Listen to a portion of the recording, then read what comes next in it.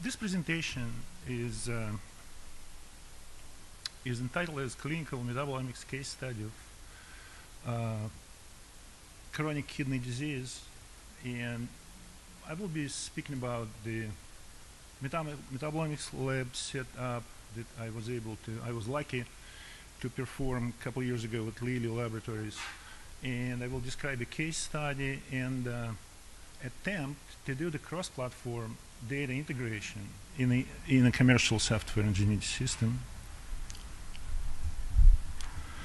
Let me remind you, Metabolomics workflow, it always starts from the experimental design or study design, which is extremely important step.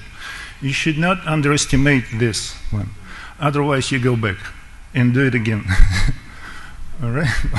When the experimental study design is just set up and accepted with both parties, just analytical department and the customers or clients, then the samples coming in the lab, where the wet chemistry is just coming in, and the extraction was in labeling in accordance with the submissions protocol.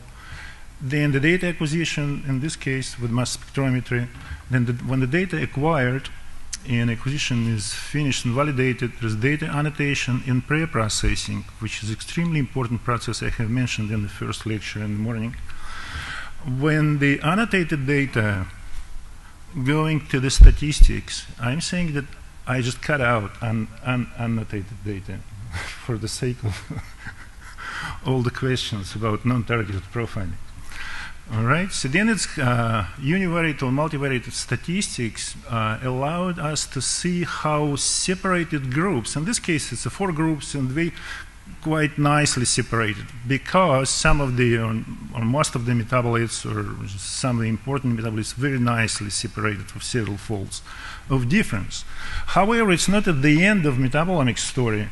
So now we have options to do the pathway analysis, not only mapping into the canonical pathways, but try to merge the data, which is starting basically from the experimental design. So behind this workflow, there is another workflow which should be obliged with a very high level, because I'm talking about this biological metadata, extremely important, starting from the pointer dies, oh no. Starting from the sample harvest and storage, we have to have documentation on the samples, how they harvested, how they stored, where they stored.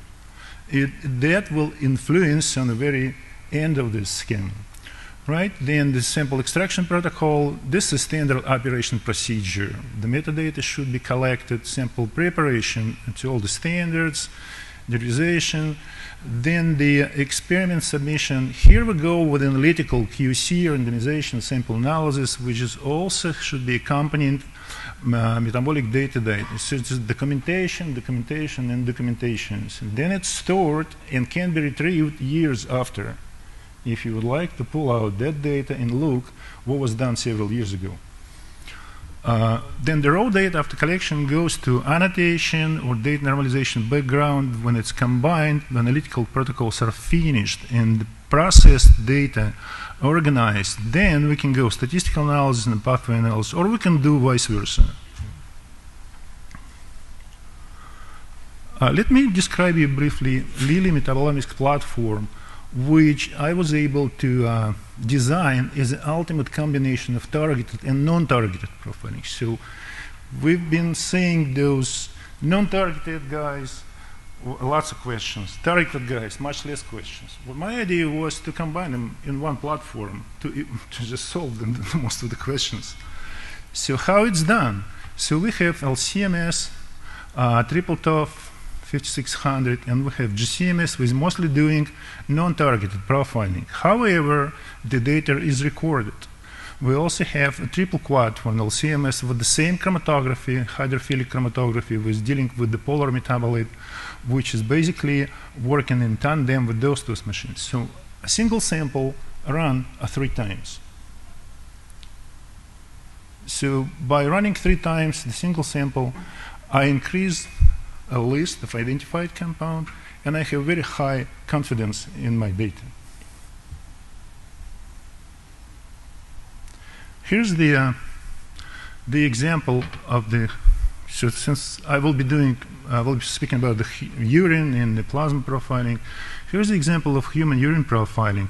So how it looks GCMS. GCMS is looking this way. Then the LCMS profile, I call it discovery because the triple TOF has the ability to do the MSMS with the high mass resolution, so identification is quite easy. Not all of the unknowns can be identified, of course. There's quite a number of unknown guys which are very promising, but since they are not identified, they're not going further. Right? In the targeted profiling, it's just measurements based on the standards. If you look at GCMS profiling, in my case, let me just give it the same or similar samples run in the 20 minutes on the same machine. 20 minutes in 45 minutes. Just without any doubts, we can see there is all the chromatography squeezed, not much separation, overlays. Here is many more peak at the baseline separation. So basically, we decided at Lilly to go not for throughput, but for quality.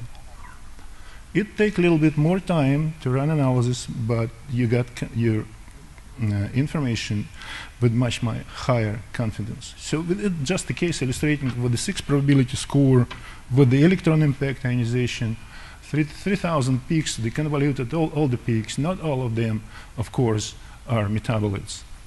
1,500 names assigned. Out of this, 175 in the human urine identified. What is that?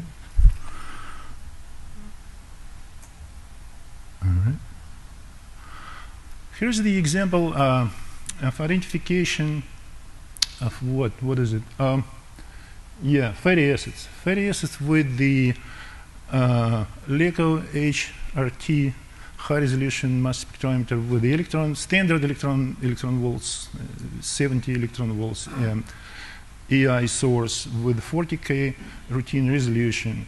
So with using on the libraries as well, we have the ultimate mass accuracy.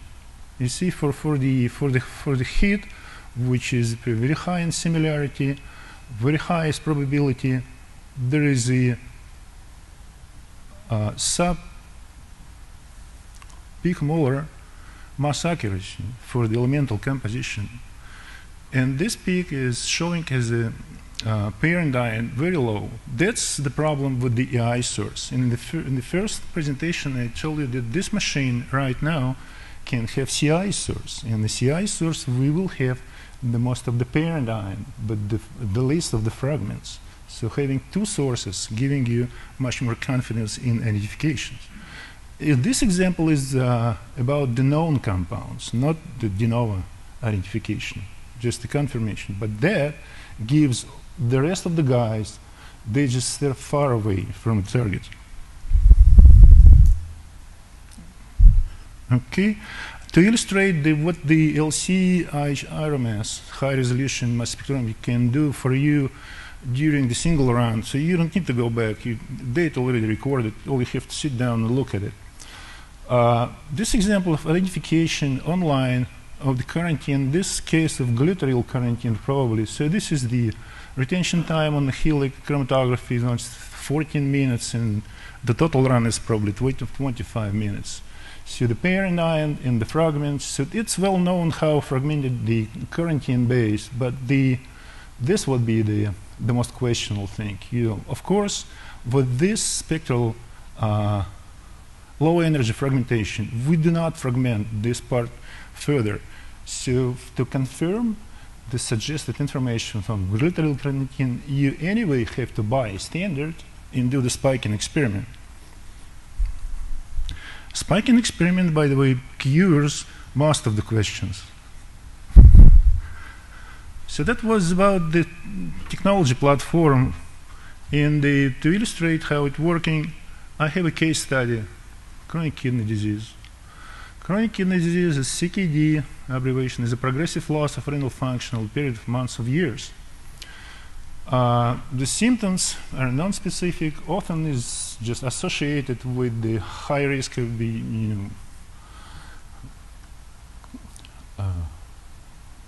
the two main cases, yeah, they mostly associate with diabetes and high blood pressure. So this all really mixed. So within the patients' cohorts, you may frequently find diabetics and non-diabetics.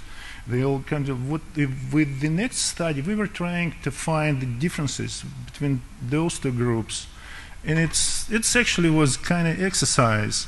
But major goal would be patient segregation, try to separate slow progressor or non-progressors with the fast progressors. What this stage of study, I will not describe in this particular presentation, but it's an ongoing study.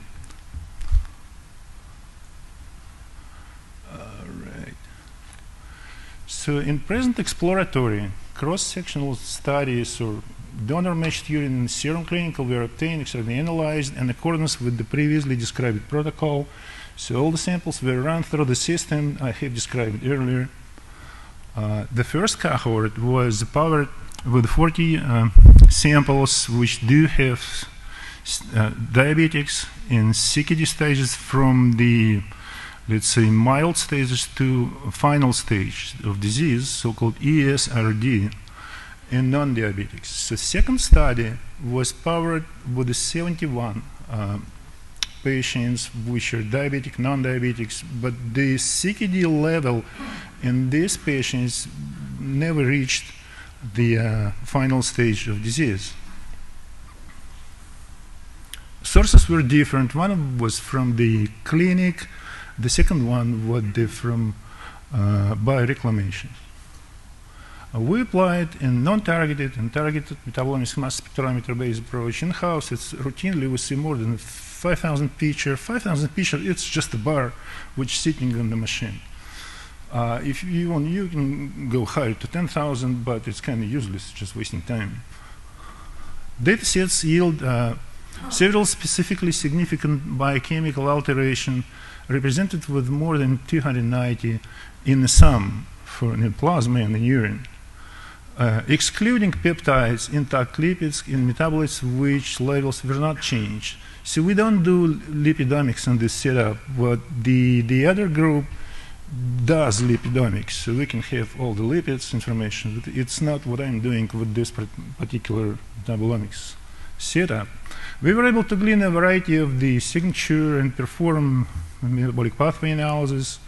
And analysis allowed us to pinpoint most disturbed pathway, or in the most interesting part, it to generate the hypothesis. So this study can give you an answer, but it was not the purpose of the study. We would like to have more hypotheses, obvious answers, observation. I can show you right here, right now. So this is the cohort 1 urine. Routine profiling. This is the what is a score plot, and depicts some metabolites levels from control, male, female, 1, 2, 3, 4. Yeah, we'll see this control in diseased in CKD excuse me, patient can be nicely separated with the groups. However, even urine giving you information not the that the hormone level, just for obvious metabolites, still can inform you that the male and female urine can be nicely separated. That basically says that we do have lots of confounding compounds there, lots of confounding effect. But the purpose of this presentation to give you slices of this information, just to see what you can achieve with having metabolomics study. If we look in the cohort 2, urines in cohort 2, diabetic versus non-diabetics. So there is a CKD patients, diabetics, controls in CKD patients who do have diabetes. So in here's the group separation. There's overlap, but we still see pretty nice separations on all 4 groups. So there's some interesting molecules which were not earlier reported. I would like you to pay attention. It's, for example, gluteryl carnitine when the group 1, which is diabetics, in the group 3, which is diabetic and CKD, is statistically significantly different. Right? The 2,8-dehydroxyadenine somehow showed up unexpectedly because this is basically the kidney stone component. So this guy showed up very nicely in this particular group. And another one which is not reported in literature, it's the succinyladenosine, also shows statistically significant difference in comparison to controls in the CKD. So that's quite interesting, and we will be happy to report on it. And I'm working on the manuscript and just taking more time than I expected. Routinely, we're looking and getting information on the plasma, and for example, this is cohort 1, where all the stages of disease coming to the very end of the disease when the kidney almost stopped functioning. So we see with very well reported and very well documented so-called uremic toxin accumulation, which is going up like a creatinine. So creatinine is just well-known biomarker for this. We see indexyl sulfate, cresol sulfate, and hydroxybenzyl sulfonic acid, which are all the guys are products of the gut microbiota activities. So these guys are basically active solutes which are, with the elevation, they promote further damage, and it's described in literature. So at the final stage of disease, there is the enormous elevation of these guys. Interesting that we observed this allantoate. It's probably coming through the gut because, you know, this allantoate gene is supposed not to be in humans, but it's probably in the gut with all the microorganisms. When methylhistidine, which was rarely reported for this kind of disease, yep, that's what our observations. So when we got all this metabolomics data, all this, yeah, I will be short. We got all this data, and we decided to. We were fortunate because we have had from serum urine samples in-house from the same samples. We got information of the reported previously biomarkers like proteins, 22 from serum and urine, and also I pull out literature information from genes which are basically are biopsy from living donors or from the cadaveric donors. So having this data at my disposal is just illustration how it looks like in terms of the progression from control to ASRDs. There is transcriptomics data, this is the proteomics data, this is metabolomics data. We see how genes just going up or going down depending on the where they belong, which group they belong to. Those going up in the late stage of disease, this is just going down activity in a stage of disease. The same situation, see the accumulation of the lot of metabolites going in the fourth stage that we see this piling up, metabolites in plasma, and we do have information on the proteins. So when we get all this information in the form of the fold change or ratios, we can submit all of them as a single sheet in the Ingenuity system where the toxicology analysis will immediately give you the most of the events of this glomerular injury and the kidney failure and all this, you know, failure kidney based on the changes. The green is just concentrations levels going down compared to control. The red one is just concentrations going up. All right. The next is a heat map that Ingenuity can offer you. When you can pull by pushing all this square red or green will be upregulated or blue downregulated. You can get your list and look all the literature down here so to pull out the information where in literature is described. So this program is very nice for the hypothesis generation based on experimental data. Or we can cover to when you pull the, when you submit all the data, it's automatically retrieve about 370 pathway we uploaded, it's the top of the 370-pound list, which can go down to 300. So how to read it? Yeah, everybody knows how to read these things. Sorry. For example, we will take this pathway in another one. So that's how it looks. Why it's getting red? The red is because the relative amount of this metabolites on glycine degradation is elevated. In another, nespressen biosynthesis is also elevated except in glutamate. But this plotting of this data, we have to be very careful.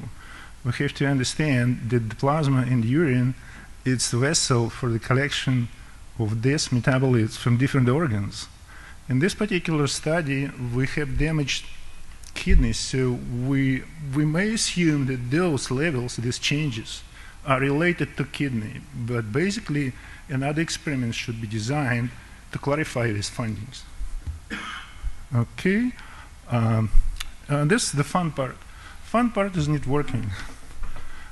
When we submit all this data in the network, we will try to pull out, so on this slide, we see experimental data. So we do have information on the FGF23 from proteomics data. It's getting higher, 70 folds. We have information on ICAR. It's getting down compared to control. And all the metabolites, and not only metabolites, in other entities, we also painted by the experimental data. Now look carefully on the next slide. This is a projection. The projection based on the relationship. So all the guys who are painted in the blue predicted to be inhibited based on experimental data. So and all the nodes, which are like cyclin A and SAA or interferon gamma, are getting red or orange, and that's predicted to be activated. So is there some logic, or is it just playing games? No, everybody's saying yes, AMPK is going, deactivated, and PRK also has to be deactivated. Yeah. The next one is a little bit more complicated schema, right? We can do the same trick, pushing the button. Now we see, you see, based on the experimental data collected from all this, Yeah, okay. So we have this PFCK, basically everybody who's in the field is yes, it should be going down, right? So this is prediction, and let me run to the conclusions. So comprehensive metabolomics platform allowed to collect information on the alteration more than 290 metabolites, excluding peptides, intact lipids, and the others which are not participating. Statistical analysis demonstrated small molecules capable of discrimination of the patients at different stages of disease. Diabetics were discriminated from non-diabetics based on small molecule found. The OMICS data integration and upstream and downstream analysis offered number of targets and hypotheses to be explored. And I would like to acknowledge people who I was working on this project, to Kevin Duffin, Ming Shao, Alexander Nikolaev, and Daniel Lusk. And thank you very much for your attention. You mentioned 317 pathways. Pardon me? You mentioned 370 pathways were detected, a change? Yeah, I mean, 370 pathways were pulled out, but it's not necessarily, there's no limit, so even one metabolite are in the pathway, it will be pulled out. There are not that many in KEGG database. I mean, 370 pathways? Have you been using this program? No, but Okay. you're analyzing, I'm just telling you, so basically, so Ingenuity switched from the canonical pathways, they switched from KEGGs 2 years ago, and they now running with this MetaSig, HumanSig. Yeah, MetaSig, okay. Right. So there's the number coming from it.